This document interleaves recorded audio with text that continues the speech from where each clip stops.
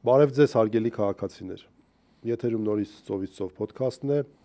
Մենք մեկ շաբաթ եթեր չունեցանք, բայց դրա փոխարեն այս շաբաթ նորից մեր տաղավարում է Աղասի Ենոքյանը եւ մենք տաղավարային եթեր ենք ունենալու հաջորդ շաբաթ արդեն ձեզ ծանոթ ձևաչափով, այո, հաջորդ կիրակի օրը դուք մեզ կարող եք հետևել նույն ժամին արդեն Աղասի Ենոքյանը վերադարձած կլինի Միացյալ Նահանգներ։ Ողջույն աղաս։ Ողջույն։ Բարև ձեզ, սիրելի դիտողներ։ Գիտես, այս ընթացքում այնքան շատ են իրադարձությունները, որ շատ դժվար է կողմնորոշվել ինչից սկսենք, ինչը բաց թողնենք, հա։ Ես առաջարկ ունեմ այս սրա հետ կապված, ես առաջարկում եմ հստակ 3 հարց քննարկենք։ Հարց առաջին ուրբաթ օրը հրապարակված Միքայել Սրբազանի դատավճիռը, որը ոչ թե պարզապես քաղբանտարկյալ Միքայել Սրբազանի հետ կապված հերթական քայլն էր, այլ շատ հստակ ուղերձ էր կարծում եմ նաև ողջ հանրությանը եւ միջինից ավելի բարձր քաղաքական բաղադրիչ ուներ անգամ համեմատած այլ քաղբանտարկյալների գործերի հետ եւ պատահական չէր, որ արձագանքը հանրային, ամենայն դեպս հանրային հարթակներում շատ ավելի լայն էր, շատ ավելի հստակ էր։ Երկրորդը 3 շաբաթ օրը մենք տեղեկացանք, որ Թրամփը իր հերթական խաղաղության, այսպես գործընթացը ոնց որ թե հաջողությամբ ավարտեց, կապված Պաղեստինա-իսրայելական հակամարտության հետ եւ կարծեք թե Համասը համաձայնությունը տվել է Թրամփի ծրագրին, դրա մասին խոսենք, հասկանանք թե բովանդակությունը ինչ է եւ ինչ հետևանքներ սա կարող է ունենալ, բացի նրանից, որ Թրամփը ոնց որ թե երաշխավորեց իր Նոբելյան մրցանակը, այո, եւ վերջապես երրորդը վերջում նաեւ երևի խոսենք Զանգեզուրի միջանցք արտահայտության հետ կապված, կարծեք թե ամենակարևոր հարցը մնացել է Զանգեզուրի միջանցք ձևակերպումը, Նիկոլ Ալիև այս, այսպես ասած, ընտանեկան վեճին, որտեվ ես նրանց համարում եմ հարազատներ, տենց ինչ-որ ներքին թեթև կշտություն կա ոնց որ թե իրանց մեջ, հասկանանք թե ինչի մասին է սա եւ ինչ հետևանքներ կարող է ունենա։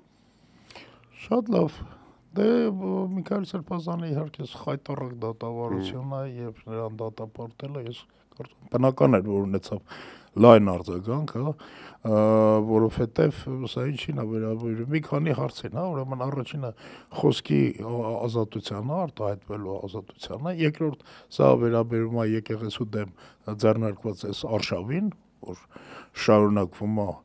ինտենսիվ, եւ երրորդ իհարկե այստեղ կա նաեւ նախընտրական որոշակի բաղադրիչ, որը որ ինչպես ասացիր մեսիջը բոլոր նրանց, ովքեր որ կհանդգնեն, ուրեմն Նիկոլի մասին որևէ թթու խոսք ասեն։ Այո, նախընտրական շրջանում եւ դրա նախորդող շրջանում սա վստահ եմ նպատակ է հետապնդում ել ավելի սահմանափակել քննադատական խոսքը, որպեսզի մարդիկ մի անգամ ավել մտածեն, ինչ որ ձևակերպումներ օգտագործեն, թե չօգտագործեն, բայց այստեղ նաև կարևորեր են,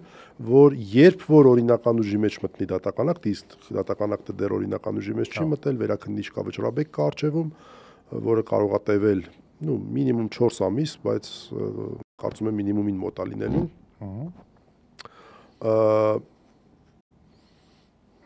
Կարծում եմ նաև նպատակներից մեկը այն էր, որ այդ բանից հետո օրինակ Միքայել Սրբազանը չկարողանա բարդես մեկ էլ տեսար իր համաձայնությունը տվեց ընտրաշավին մասնակցել, որտեվ երբ որ օրինական ուժի մեջ մտնի դատական ակտը Միքայել Սրբազանը այլևս օրենքով զրկվում է, այո, օրենքով զրկվում է օրինակ տեխնացու լինելու հնարավորությունից։ Եթե անձը դեռ չունի օրինական ուժի մեջ մտած մեղադրական դատավճիռ, նա դեռ կարող է լինել տեխնացու։ Այդ թվում նաև իմպիչմենտի տեխնացուի դեպ։ Բայց երբ որ արդեն օրինական ուժի մեջ մտավ, վերջ, այլևս տեխնացու լինել չի կարող։ Այս բաղադրիչն էլ կա, եւ ես կուզեի, որ մենք կարճ խոսենք նրա մասին, թե ինչպիսի քաղաքական անդրադարձ եւ արձագանք պետք է լինի, բացի այն հայտարարություններից, որ մեկը մեկի հետևից մենք տեսնում ենք տարբեր քաղաքական ուժեր կատարում են, բացի անհատական մակարդակից։ Օրինակ ես հիշեցի 1-2 ամիս առաջ Արմեն Աշոտյանի այն գաղափարը, որը հնչեցվեց եւ ես կարծում եմ, որ նաեւ պետքա այս գաղափարը միսուարյուն ստանա, որ պետք է անդիմությունը միասնական հարթակ ձևավորի բոլոր քաղբանտարկյալների ազատության համար եւ այս վատ առիթը կարող է նրան խթան հանդիսանա։ Ես օրինակ որոշակի պատկերացումներ ունեմ այդ հարթակի հետ կապված, ես պատկերացնում եմ, որ պետք է լինի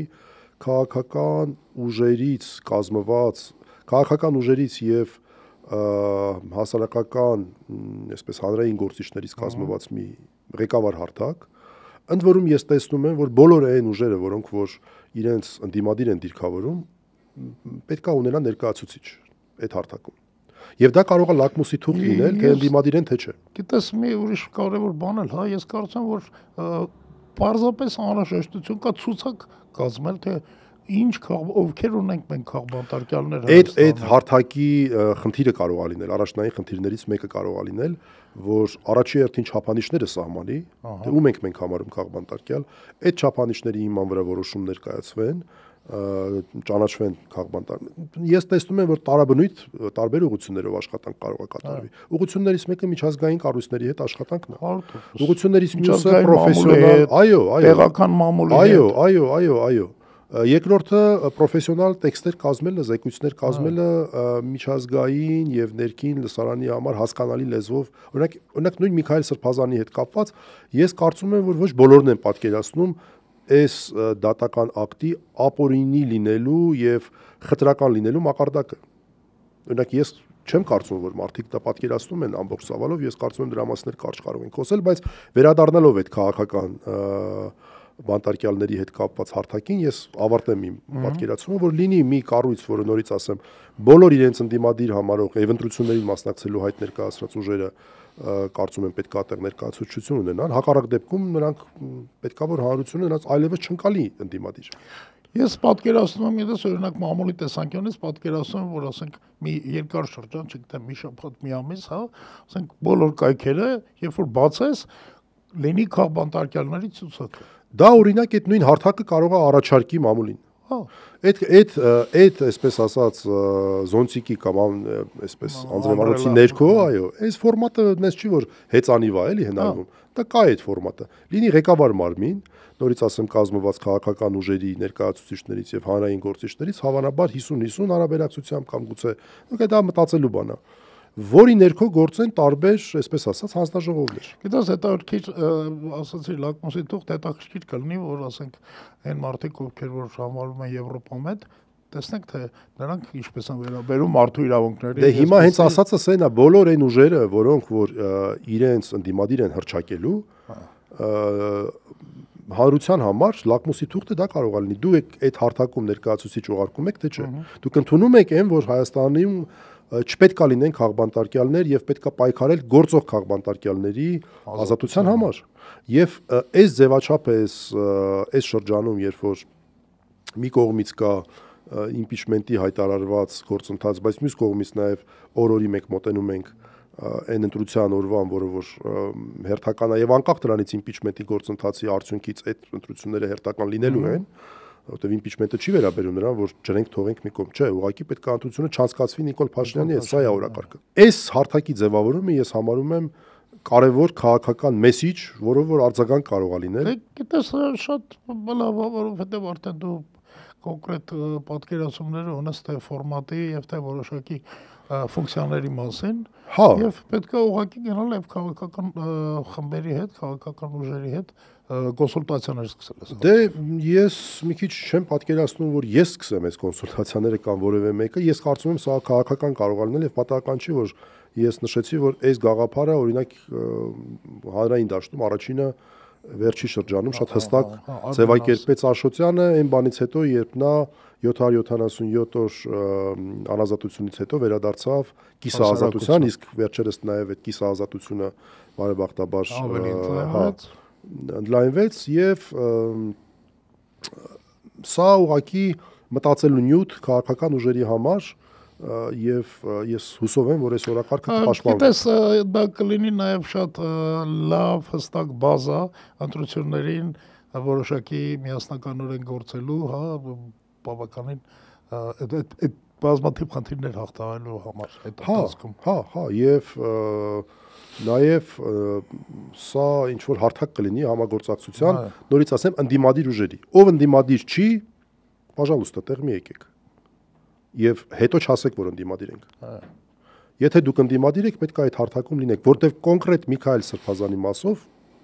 ես ուղղակի դժվար եմ պատկերացնում, շատերի հետ կապված կարող է տարբեր ուժեր, տարբեր մոտեցումներ ունենան, բայց Միքայել Սրբազանի մասով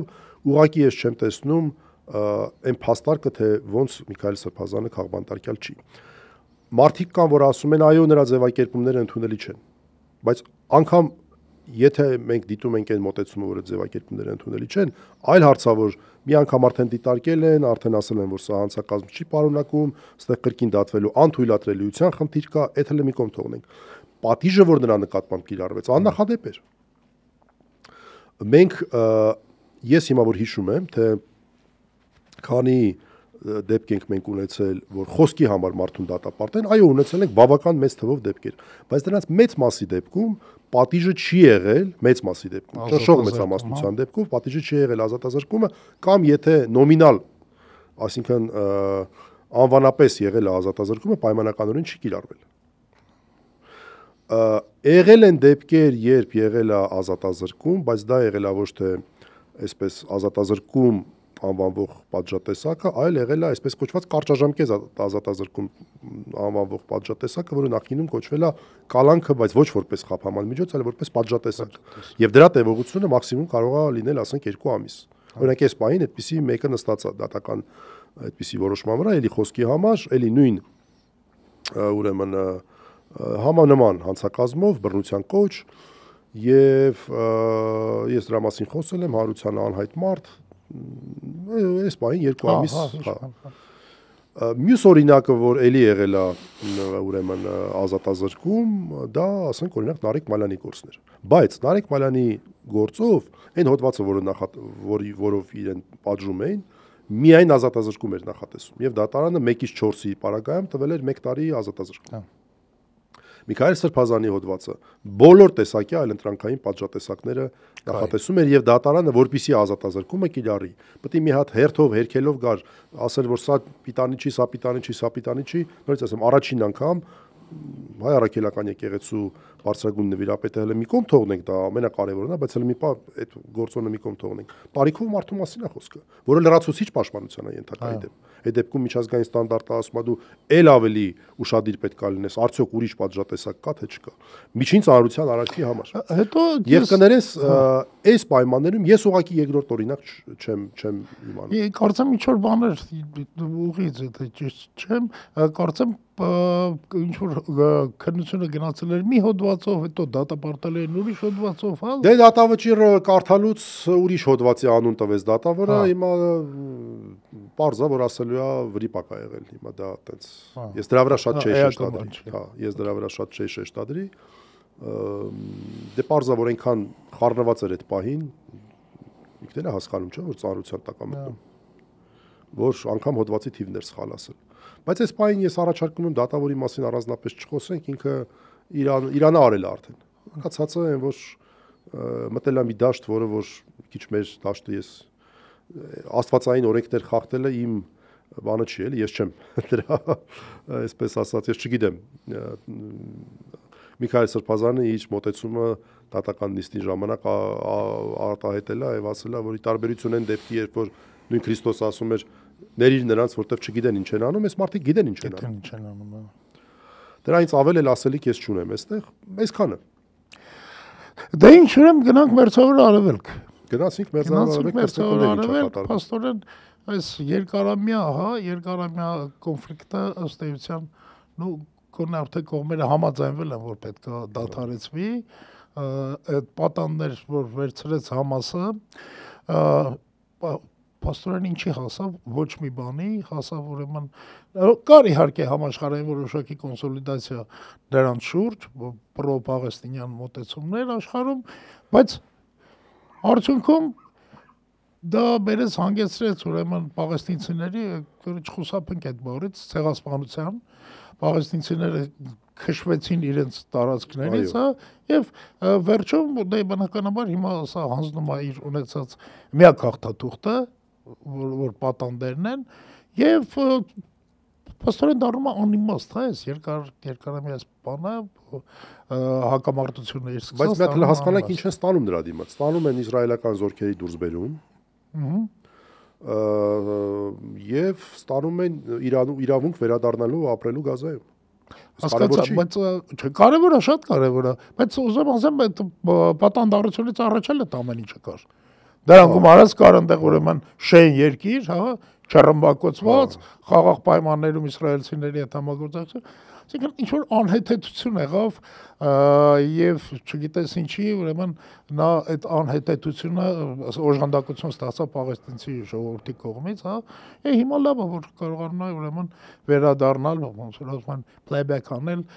վերադառնալ դեպի խաղաղություն։ Դե ամեն դեպքում ես հիշում եմ, որ Թրամփը գաղափարներում եկեք այդ ժողովրդին տեղից հանենք, ուրիշ տեղ տանենք եւ այլն, հիմա այդքանով իրանք եղել են դեպքեր, չէ, այդից որ ժողովուրդներին տեղափոխել են օրինակ Բաբելոն, դեմ տեղափոխել են Եգիպտոս, փաստն է նա, որ Թրամփը ոնց որ թե այս արտահայտությունը կներես օգտագործեն վիզ դրած գնում է Նոբելյան մրցանակի եւ ոնց որ թե այսքանից հետո արդեն դժվար է Ես գիտես ուզում անպայման 10-10-ին էր, չէ՞ Նոբելյան մրցանակաբաշխությունը։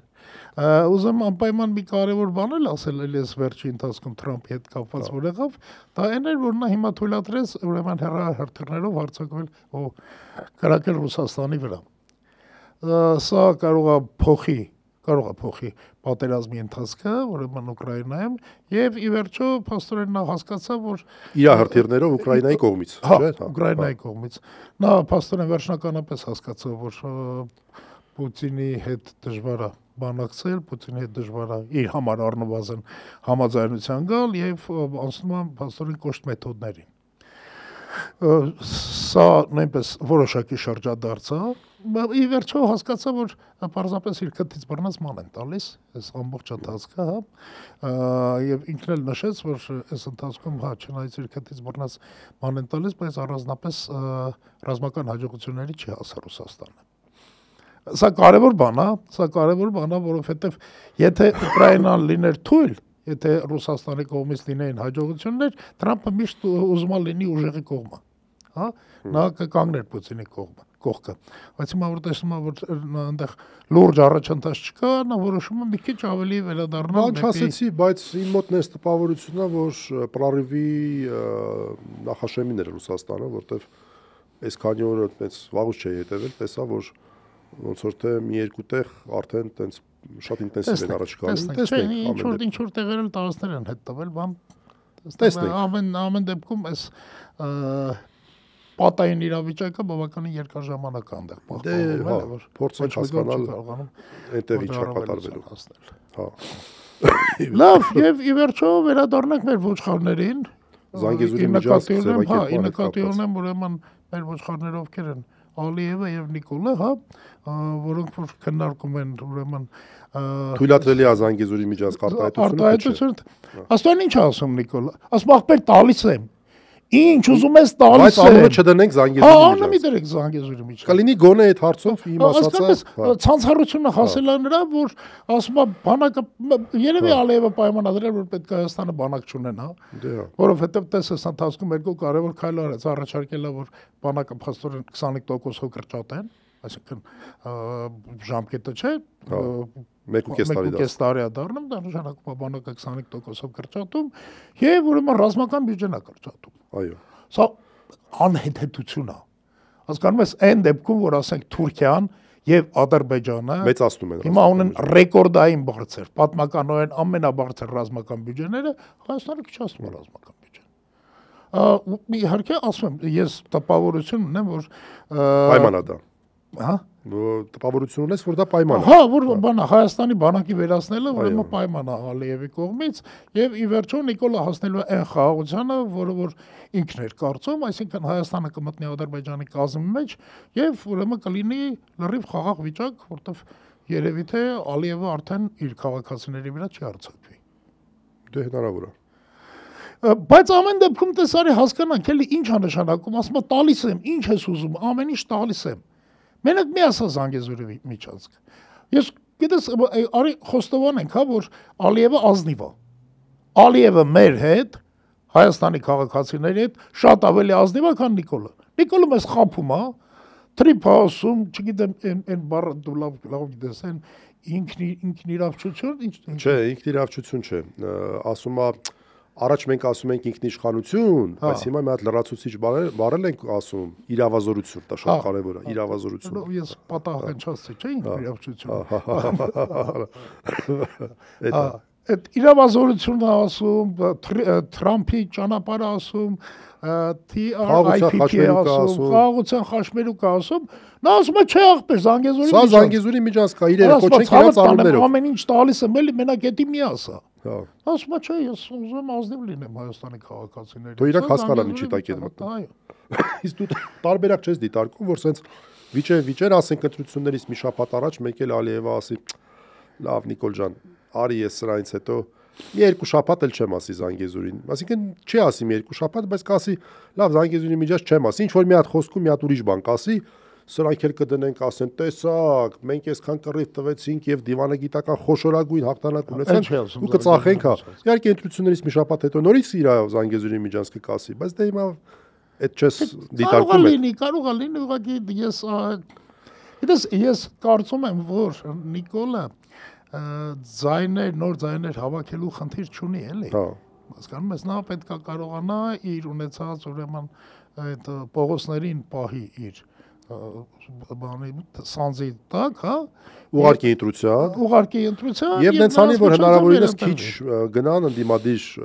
բաները ընդդիմադիր Այդ արդեն չգիտեմ, այդ երևի մնացած է կենտրոնական ընտրական հանձնաժողովում հաշվարկների ժամանակ պետք է ինքը կազմակերպի իր ընտրությունը, հա, մարդկանց գնալը այդքան կարևոր չէ։ Ես ուզում եմ ասեմ, գիտես, նա պետք է իր ասած խաղաղությունը արդեն բոլորի համար, ովքեր որ Պողոս չեն, հասկանալի է այդ խաղաղությունը ինչ է, այդ իր արած ասֆալտը բոլորի համար հասկանալի է այդ ինչ ասֆալտը։ Չգիտեմ, էլի այս բոլոր ցանցառությունները, ես կարծում եմ, այն մարդիկ ովքեր որ լուրջ են, հասկանում են ինչի մասին է խոսքը։ Դե Եվ այդ որ ասում ես բան Ալիևը սենց կասի, հետո սենց կասի, ես ինչ է դա տալու։ Դե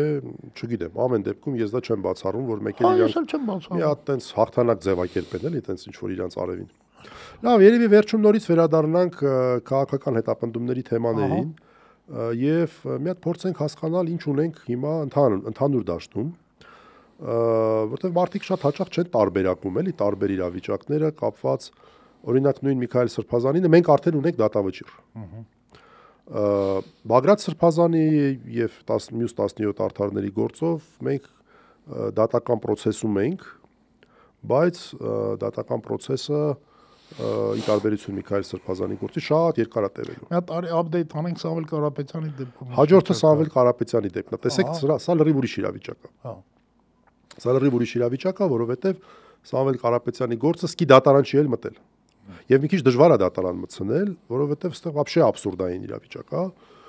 կապված նրա հետ, որ Սամվել Կարապետյանի գործը այսպես իրանք ինչ արեցին, սկզբից այդ ձևակերպումները որպես հիմք ընդունեցին, դրանից հետո ինչ որ տնտեսական բաներ ավելացրեցին, բայց իրանց իսկ դատարանն է տնտեսական բաներով ասեց սկի հիմնավոր կասկած չկա։ Դեռ կարող են չորս վերադառնալ այդ խոսքին Մնում է այդ խոսքը մնում է, այդտեղ ասում է հիմնավոր կասկած կա, դե Միքայել Սրբազանի դեպքում էլ խոսքի համար էր, չէ՞, այսինքն այս պահին մեղադրանքը թե խոսքն է, թե այդ տնտեսական թեմաներն են, բայց խոսքով հիմնավոր կասկած դատարանը ճանաչում է, բաներով չի ճանաչում, տնտեսականով չէ։ Շարունակվում է Արմեն Աշոտյանի դատավարությունը Արաչյանի դատարանում, վերջերս դատարանը որոշում կայացրեց, որով ըստ էության սահմանափակումները նվազագույնի հասցրեց։ Այդ կիսատնային կալանքը փաստորեն վերացավ։ Շատ ուրիշ գործեր կան, որ դեռ այսպես շարունակվում են, չգիտեմ, օրինակ Նարեկի Վազգենի գործով, որ էլի հիշում եք, օրինակ այ ինքը լավ օրինակ է։ Նարեկը եւ Վազգենը միջդատական վարույթում երկամսյա կալանքի տակ էին, բայց առաջին իսկ նիստին դատարանը վերացրեց դա։ Եվ դա էր նաեւ պատճառը, եւ դա էր պրակտիկան նաեւ, որ մենք մտածում ենք, ես մեկը մտածում եմ, որ Միքայել Սրբազանի դեպքում առաջին նիստին նրա ուրեմն բանտային կալանքը կվերացվի, եւ երբ որ չվերացվեց, արդեն ես հասկացա, որ ստեղ այդ պատվերը շատ ավելի, հա, եւ նորից ասեմ, իմ կարծիքով դատավորի արածը ոչ թե ապօրինություն էր, այլ ես նույնիսկ կարծում եմ սա հանցագործություն էր իր կողմից եւ նա էլ շատ լավ հասկանում է իր արածը, որովհետեւ այլ դեպքերում նման վերաբերմունք չկա, բայց ես նաեւ պատկերացնում եմ, որ սա նաեւ կարող է նշանակի որ սա կարող է նաև նշանակի, որ էլի են այսպիսի դեպքեր լինելու, որպեսզի մաքրեն են դատավորին, այո։ Երևի դատավորին հավաստիացրել են, ասել են, որպեսզի դու նա պարզ է, որ այդ մտավախությունը ունի, ժողովուրդ ջան, վաղը մյուս օր ես դատվելու եմ ախր։ Ասել են ոչինչ, ուրիշներն էլ են սրանից հետո սենց անելու։ Հա թող ուզում են ասեն ինչ, ուրիշներն էլ կդատվեն, դու դատվել ես, բոլորն էլ կդատվեն։ Դատավորը կարող է մտածել կամ որևէ մեկը, որ անում է նման բան, կարող է մտածել, որ եթե մենակ ինքը չի, նորմա կդառնա, եթե հա, այս նորմա կդառնա, բայց ես հիշեցնեմ, որ եվրոպացիները այսը շատ կարևոր կտոր է։ Այն ժամանակ երբ այս խոսքի ազատության դեմ այս օրենքները ընդունվում էին, իրանք մի բան էին ասում են սրանք շատ կարևոր են, բայց կարող է մարդու նույնիսկ դատապարտվել, բայց ոչ ազատազրկման։ Սա իրանց կարմիր գիծն էր։ Հիմա ինչ եղավ այդ կարմիր գիծը։ Խափաման միջոց դե վատա, բայց կարող է ասենց ինչ որ։ Այլ պատժատեսակ, հա, բայց ոչ ազատազրկում պատժատեսակ։ Բամի ո՞նց են գնալու Եվրոպա։ Դե հիմա ես այդ ֆորմատը, որ առաջարկում եմ, դա դրա խնդիրը պետք է լինի, որ գնա դռները ծեծի, ասի ժողովուրդ, այս ձեր ասածն է, էսա, գրած է։ Մի հատ էլ ասեք այդ ոնց եղավ, որ մեր նկատմամբ դուք մի չափանիշ եք իրարում, ուրիշի նկատմամբ ուրիշ դռնից ծեծեն, դռնից հանեն, պատուանից մտնեն, պատուանից հանեն, երթիկից մտնեն։ Սա աշխատանք է պահանջում, սա խոսալու վրա չի, սա ինչ որ պոստ գրելու թեմա չի, սա լուրջ ինստիտուցիոնալ աշխատանք է պահանջում։ Դրա համար ես կարծում եմ, որ սա պետք է մի սովորություն ստանա։ Եվ ես կարծում եմ, որ այստեղ շատ կարևոր դեր ունեն նաև քաղբանտարկյալները, որ իրենք էլ պետք է արտահայտվեն այս հարցի շուրջ, եւ պատահական չի, որ Աշոտյանն էր այս հարցը բարձրացնում, որպես բավական երկարատև քաղբանտարկյալ։ Ինչ, իսկապես հույս ունենանք, որ քաղաքական ուժերը կնախաձեռնեն այդ ֆորմատը եւ այդ աշխատանքը։ Բայց գիտես, սա արի մտածենք, քաղաքական ուժերին ինչ պետք չէ, քաղաքական ուժերին պետք է անտարվել։ Եվ այս աշխատանքը ուրեմն ի նպաստ կլինի իրանց այս ընթացքին, հա, մանավանդ այս ժամանակաշրջանում։ Դե դրա համար եմ ասում, որ այն ուժը, որ հրաժարվի այս ձևաչափում տեղավորվել, նրան որևէ մեկը չպետք է դիտի որպես ընդդիմադիր ուժ։ Սա պետք է լինի հստակ լակմուսի թուղթ։ Դե ինչ, սրանով երևի ավարտենք հաղորդումը, հա։ Հարգելի քաղաքացիներ, դուք մեզ կարող եք դիտել կիրակի օրերին, ձեզ հայտնի ժամերին, հաջորդ կիրակի աղասը ես էլ գնամ հասնեմ Ամերիկա, արդեն ձեզ հայտնի, ձեզ ծանոթ այդ հեռավար ձևաչափով մենք շարունակենք ծովից ծովը։ Հաջողություն։ Ստեսություն։